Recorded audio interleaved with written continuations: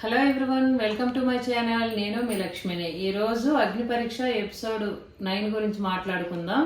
ఈ రోజు ఎపిసోడ్ లో అయితే ఫస్ట్ టాస్క్ ని కండక్ట్ చేసి ఫైర్ కార్డ్ ని రివీల్ చేయడానికి డిమాండ్ పవన్ అయితే వచ్చాడు.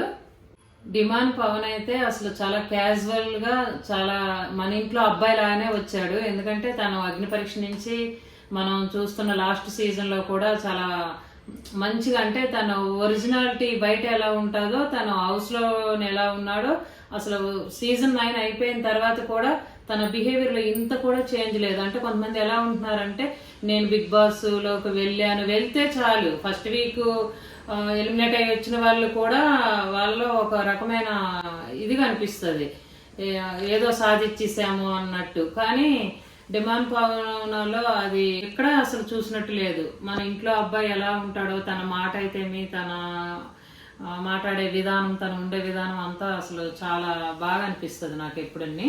తను రావటం వల్ల సృష్టి వ్యాకరణకి మంచి ప్లస్ అయిందని అనుకుంటున్నాను నేను. ఎందుకంటే తనతో ఒక 2 songs కి డాన్స్ వేసింది స్టేజ్ మీద వచ్చి.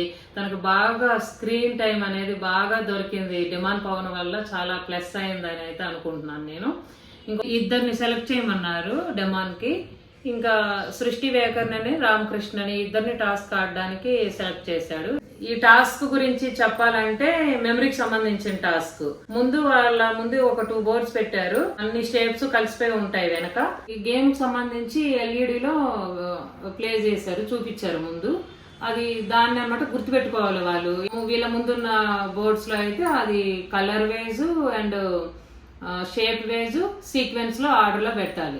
సృష్టి వ్యాకరణ 10 కరెక్ట్ పెట్టింది. ఈ రామకృష్ణ 4 పెట్టిన వల్ల సృష్టి వ్యాకరణ గెలుచుకుంది కార్డుని. ఇంకా సృష్టి వ్యాకరణ గెలుచుకున్న కార్డు పవర్ కార్డు. ఆ పవర్ ఏంటని తెలియదు. ఆ బ్లైండ్ కార్డుని అనమాట ఒకరికి ఇవ్వాలి అని అంటే తను తీసుకెళ్లి నవదీప్కి ఇచ్చేసింది. ఫస్ట్ టాస్క్ అయిపోయింది. ఇంకా సెకండ్ టాస్క్ గురించి చెప్పాలంటే దివ్యనిక్త వచ్చింది. దివ్యనిక్త వచ్చి అసలు నేను చాలా అమాయకము, అసలు ఎవరు నన్ను అన్నే కూడా మోమాటం, నేను ఏ మాట అనలేను, నా నోట్లో అసలు నాలుకే లేదు అని చెప్తే, అబ్బా ఏం చెప్తున్నావమ్మా మనం అనుకున్నంత లోపునే అభిజిత్ రియాక్షన్ ఇచ్చేసిండు. అబచ్చా అనేసి అనగానే ఇంకా తను స్మైల్ ఇచ్చింది. ఎందుకంటే అసలు లాస్ట్ సీజన్ లో మోమాటం అనేది లేదే దివ్యనిక్తకి.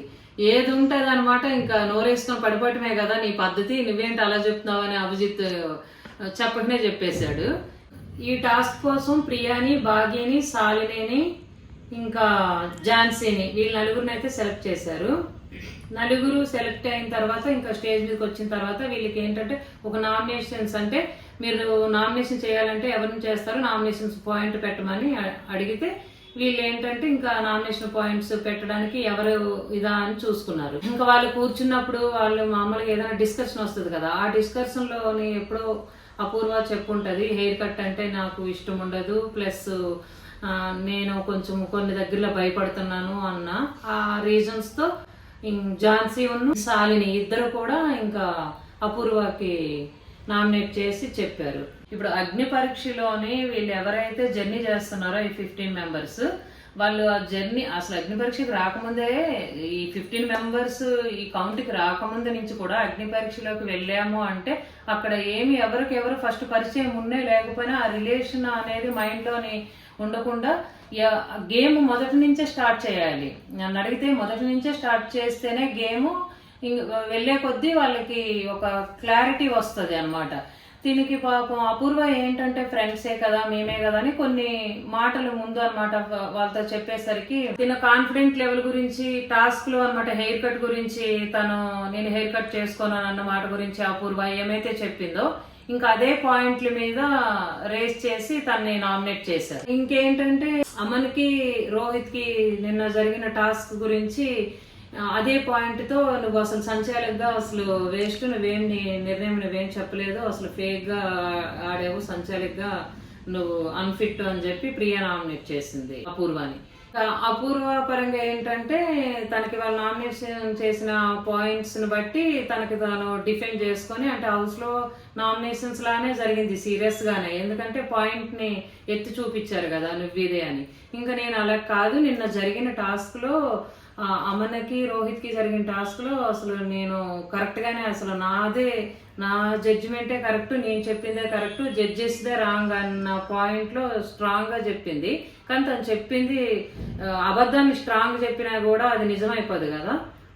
వాస్తవానికి చెప్పాలంటే తను నిన్న చేసింది తనదే తప్పు, జడ్జి చేసిన జడ్జిమెంటే కరెక్ట్ అనిపించింది నాకు నిన్న. ఇంకా వీళ్ళ డిస్కషన్ జరుగుతూ ఉండగా ఇంకా చరణ్కి మధ్యలో అనమాట కొన్ని పాయింట్స్ ఉండుంటాయి మైండ్లో, హ్యాండ్ రైజ్ చేశాడు. ఇంకా నవదీప్ అనమాట ఇంకా నీ వర్షం నువ్వు చెప్పకపోతే చచ్చిపోయేటట్టున్నావయ్యా చెప్పు అనేసి చెప్పేసరికి చరణ్ లేసి ఎగ్జిట్ వరకు వెళ్ళాను అని అదేదో పెద్ద ప్రౌడ్గా చెప్పుకుంటున్నావు ఏంటి, నువ్వే టాస్క్లో ఆడలేదు కాబట్టి, నువ్వేం చెయ్యలేదు కాబట్టి ఎగ్జిట్ వరకు వెళ్ళావు, అసలు నేనేమి హెయిర్ కట్ అంటే చేసుకోలేదు, ఇంకా దేనికైనా ప్రతి టాస్క్కి తను అసలు హ్యాండే రేజ్ చేయలేదు అనమాట. అందుకని ఇంకా నువ్వు ఆ ఎగ్జిట్ టాస్క్ వరకు నేను వెళ్ళాను ఏదో ఆడి వెళ్ళాను అన్నట్టు నిన్నటి నుంచి చెప్పుకుంటున్నావు. నువ్వేం ఆడి వెళ్ళలేదు, జడ్జెస్ చెప్పబట్టి ఆ పొజిషన్లోకి నువ్వు వెళ్ళి నువ్వు ఎగ్జిట్ గేమ్ ఆడి వచ్చావు అంతేనా అన్నట్టు ఇంకా చరణ్ చెప్పేసరికి ఇంకా అక్కడికి ఆపేసేయండి అనేసి ఇంకా నవదీప్ క్లోజ్ చేస్తే ఇంకా వాళ్ళ డిస్కషన్ ఆపేశారు. నెక్స్ట్ ఏంటంటే ఇంకా టాస్క్ గురించి చెప్పాలంటే వీళ్ళ నలుగురిలో ఎవరు ఎక్కువగా మాట్లాడి డిస్కషన్ని అంటే భయపడకుండా చెప్పారు వాళ్ళని అనమాట సెలెక్ట్ చేసుకోవాలి ఒక ఇద్దరిని అందులో. అంటే దివ్యకి ఛాన్స్ ఇచ్చారు ఒక ఇద్దరిని ఇచ్చేయమని, ఇంకా భాగ్యనేని ప్రియాని ఇద్దరిని సెలెక్ట్ చేసింది. నాకు ఎందుకో ఈ వచ్చిన వాళ్ళు కూడా ఇప్పుడు ఎవరైతే లాస్ట్ సీజన్ వాళ్ళు వస్తున్నారో వచ్చి వీళ్ళని పేర్లు పిక్ చేసుకోవటం కానీ జడ్జెస్ చెప్పడం కానీ నాకు కొన్ని దగ్గర చూస్తుంటే స్క్రిప్టెడ్ అనిపిస్తుంది. అంటే వీళ్ళనే పంపించాలి, వీళ్ళకి గేమ్ ఇస్తే ఇలా అవుతుంది అంటే మనకి తెలియదు, చూసిన వాళ్ళకి అంతసేపు అక్కడ జరుగుద్ది. ఒక 1 hour మనం చూస్తాము, 1 hour ఎపిసోడ్ వెనక చాలా పాలిటిక్స్ జరుగుతాయి అనిపిస్తుంది నాకు. ఎందుకంటే ప్రతి దగ్గర ఒక ఫేవరెటిజం అనేది ఉంటుంది. అంటే జడ్జెస్ నుంచి యాంకర్ వరకు ప్రతి ఒక్కరిలో కూడా ఇంతమందిలో ఒక్కొక్కరికి ఒక ఫేవరెట్ పర్సన్ అనేసి స్టార్టింగ్ నుంచి ఒకరికి కనెక్ట్ అవుతారు. ఒక పర్సన్కి కనెక్ట్ అయ్యి వాళ్ళు తప్పు చేసినా కూడా రైట్ అయినా రాంగ్ అని ఇలా అనిపిస్తూ వెళ్తుందేమో అని నాకు అనిపిస్తుంది. ఇంకా ఏమైందంటే వీళ్ళ ఇద్దరికి ఆ టాస్క్ ఏంటంటే మెజర్ ద ట్రెజర్, అంటే కొన్ని ఐటమ్స్ కొన్ని థింగ్స్ ని ఇచ్చి వాటిని మెజర్ చేసి, అంటే వేరే ఇంకో మనకి నచ్చినట్టు మెజర్ కాదు ఇలా అనే చెప్తారు. అక్కడ ఏది పెట్టినా కూడా దాన్ని ఇలా మెజర్ చేసుకుంటూ వెళ్ళి బోర్డు మీద ఉన్నది వాళ్ళు మళ్ళీ సేమ్ అక్కడ ఇలా పెట్టి దాని మెజర్ ఎంత అనేది చెప్పాలి ఇద్దరు. దానికి ఏంటంటే ఆ సెకండ్ ఎపిసోడ్ అయితే నాకు మొత్తం అంతా కామెడీ అయిపోయినట్టు అయిపోయింది, సీరియస్నెస్ అయితే ఎక్కడ కనిపించలేదు. అంటే కామెడీ ఉంది చూస్తున్నాం మనం కూడా, కానీ ఒక టాస్క్ జరుగుతున్నప్పుడు ఏంటంటే కొంచెం సీరియస్గా ఉండాలి టాస్క్. అంటే ఎవరు గెలుస్తారు, ఎవరిది రైటు ఎవరిది రాంగు అని జడ్జెస్ కూడా వాళ్ళ స్థానంలో కూర్చొని వాళ్ళని గమనిస్తూ వాళ్ళని ఇచ్చేయాలి. ఆ టాస్క్ అలా నడుస్తూ ఉండగా ఇంకా అభిజిత్ లేచి కొంచెం ఆ టాస్క్ని ఏదో అంటే ఒక పరంగా కామెడీ చేద్దామనో ఎలానో వెళ్ళేసరికి ఏంటంటే డిస్టర్బెన్స్ లాగా అవుతుంది ఆడిన వాళ్ళకి. ఇంకా వెళ్ళి తిన వర్షంలో ఏదో రకంగా డిస్టర్బ్ చేస్తూ ఇంకా నవ్వుతూ ఆడుతూ పాడుతూలా అయిపోయింది. టాస్క్ చూసినంతసేపు ఒక ఎగ్జైట్మెంట్ అయితే లేదు, ఎందుకంటే కామెడీ లాగా అయిపోయింది ఆ సెకండ్ టాస్క్ అయితే. ఇంకా అభిజిత్ని చూసి నవదీప్ లేచాడు, నవదీప్ని చూసి ఇంకా నేనెందుకు వాళ్ళిద్దరు వెళ్తే నా వర్షం నేను పార్టిసిపేట్ చేయాలని బిందు మాధవి వెళ్ళిపోయింది. ఇంకా ముగ్గురు కలిసి అంటే ఆ టాస్క్ని ఏంటంటే వాళ్ళు అలా మెజర్ చేసి వాళ్ళ టాస్క్ చేసినప్పుడు వాళ్ళని డిస్టర్బ్ చేయాలని కానీ అలా మేము మెన్షన్ చేసి లేదు ఆ టాస్క్ని ఇలా జడ్జెస్ వెళ్ళి డిస్టర్బ్ చేయాలని. వీళ్ళు ఏదో అనమాట ఇంకా మేము వెళ్ళిపోయి వాళ్ళతో పాటు మేము ఆడేస్తాము, మేము ఏదో ఒకటి చేసేస్తాము అన్నట్టు వీళ్ళు చేసినట్టయితే నాకు అనిపించింది. ఆ టాస్క్లో ఇంకా మెజర్ ద ట్రెజర్ టాస్క్లో బాగి గెలుచుకుంది కార్డుని. ఇంకా బాగి గెలుచుకున్న కార్డు అయితే శ్రీముఖికి ఇచ్చింది. ఇంకా థర్డ్ టాస్క్ గురించి చెప్పాలంటే మన మాస్క్ మ్యాన్ వచ్చాడు అనమాట.